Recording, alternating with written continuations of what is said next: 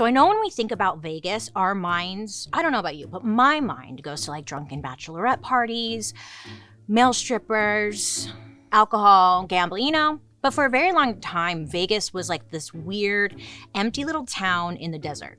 Back in the early 1900s, America was very religious, and things like gambling and drinking were illegal in most of the country. And look, we all know just because the government says something is illegal, that doesn't mean people just like stick to it. We, the people, tend to just do things illegally in private. But in Vegas, doing something illegal was celebrated. In 1931, gambling officially became legal in Las Vegas. You see, the state was experiencing like hard financial times because of the Great Depression, right? A lot of people were. So Nevada was like, hey, let's let people gamble. Legalizing gambling was also like a huge deal because no other state in the country would even think to do this. So, bold and brave. People were just like itching to get to the casino. And I think this is kind of where like Vegas found their identity, because it's like when things in society were frowned upon, Vegas was like, you know what, let's lean into it. So the first was gambling.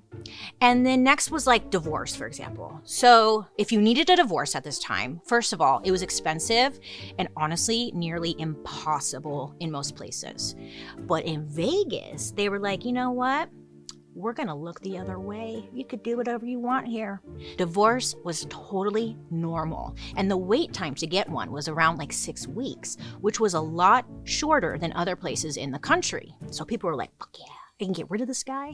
Let's go. So Vegas at this time is essentially seen as a place where you go and you do naughty activities that maybe you couldn't do anywhere else. Also, in 1931, Vegas was experiencing a ton of foot traffic because of the Hoover Dam. Did you see that one coming? I know, me neither. I forget about the Hoover Dam. I just think, like, honestly, Hoover, vacuum, I know. Anywho, but Hoover Dam, it's a big dam. It's big and it's Hoover. And it took thousands of workers to build it. These guys would work long hours building a giant freaking dam, right? And by the end of the week, they were ready to do anything else but work, right? So after their shifts, these workers would make their way over to a place just outside of the Las Vegas Strip called Fremont Street. If you've been to Vegas, maybe you've heard or been to Fremont Street. But Fremont Street was kind of the best part of Vegas at this point. I mean, it was the only place that had a paved road. Okay, wow. Plus, the first hotel in Vegas, it was called the Hotel Nevada, was built there, and it was pretty sick. So on Fremont Street, this is where all like a bunch of sexy dancers, sex workers, they would just be all out there kind of just entertaining the construction workers a little bit. And Fremont Street was just where you can go and have as much fun as you wanted, legal or not. And people just kind of, they were like, they didn't see it.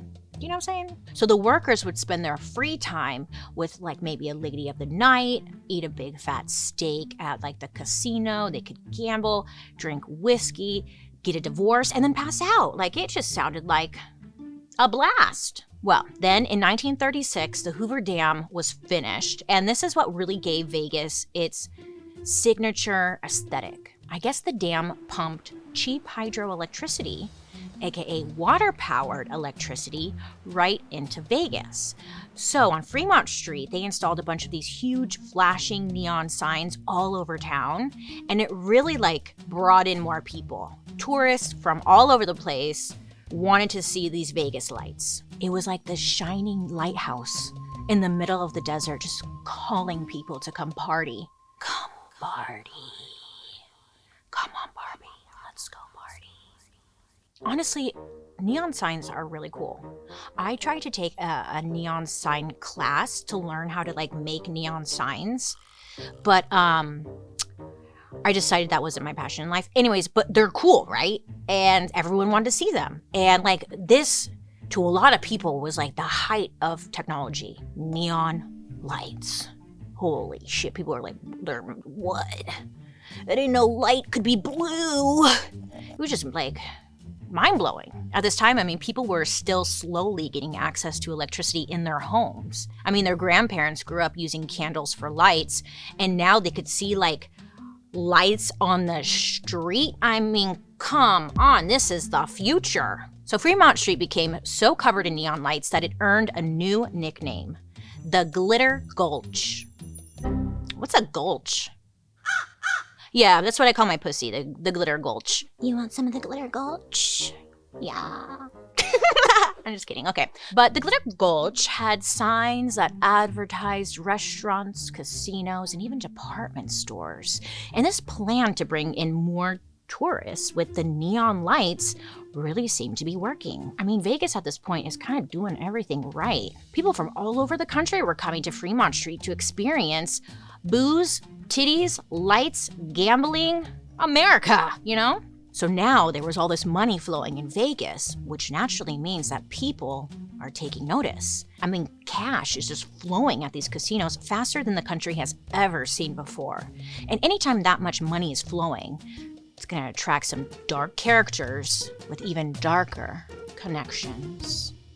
So Vegas is taking off. Drinking, sex work, gambling, divorces, whatever. And mobsters are hearing this and seeing a moment of opportunity.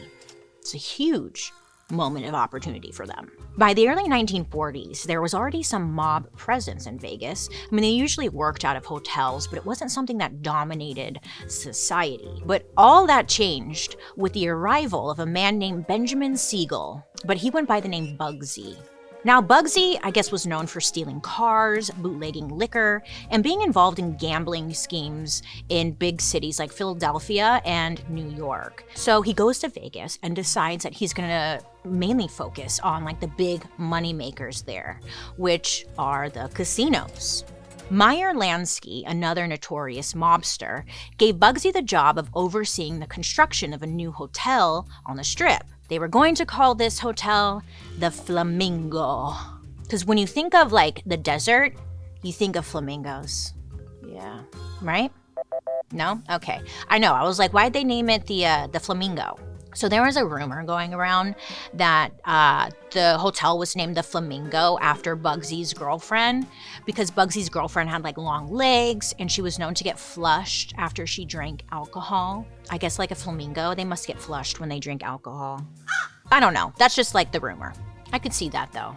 I would be kind of offended. Like, first of all, I'm what? Skinny ass legs, big ass beak. Okay, whatever. Sure, honey, name it the Flamingo. I'd be like, babe, what about the swan?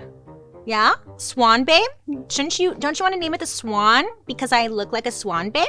He's like, no, I'm thinking Flamingo. Flamingo? Are you sure, babe? Okay. The Flamingo would be a new casino that doubled as a fancy resort. And like this was new. It was exciting. It was like something you would find in Hollywood.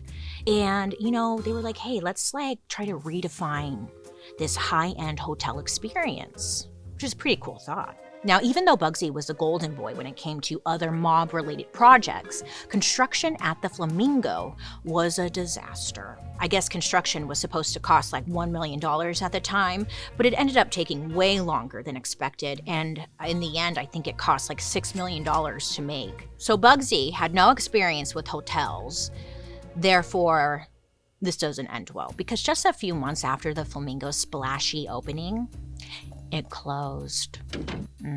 So the mob blamed Bugsy for the whole thing. And even though the Flamingo did eventually reopen, it really didn't matter. I mean, the whole thing was mishandled. And when you mishandle the mafia's money, what do you think's gonna happen? They're gonna be like, no problem. You know, no. In 1947, Bugsy was found dead in his home in Beverly Hills. Now, listen to this. Listen. Because the case remains unsolved, but many believe, like, who is responsible for it.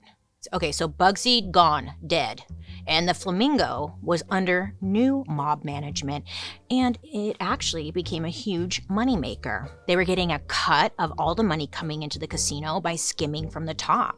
Skimming comes from gambling. The money goes into the back rooms of the casino, and before it's officially counted, the mob pockets a cut of the profits for themselves.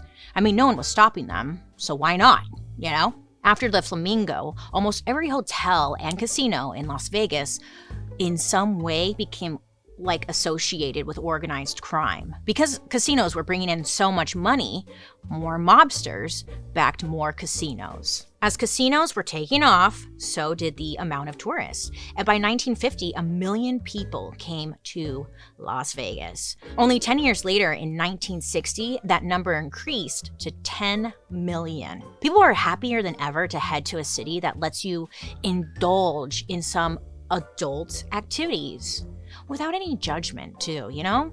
Be sloppy. Fall into a bush.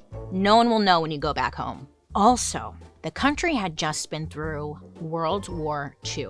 Many men had experienced some serious shell shock from trauma, right?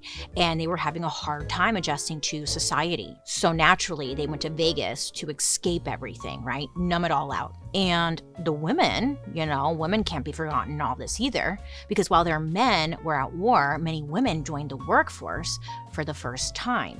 And yes, it was empowering. We can do it, Before that, many women were just housewives. So it's safe to say everyone just wanted a moment to have some fun. Everything was so serious all of the time, right? And it was can we have some freaking fun? With Vegas, it was kind of perfect timing because after the war, there was a boost to the economy. So more Americans had some extra money lying around for vacations. I mean, it's just kind of a perfect little combination going on here, right? So mom and dad, would head to Vegas. They wanted to let loose and get a little freaky. And Vegas starts to evolve to accommodate lots of different types of people, not just gamblers.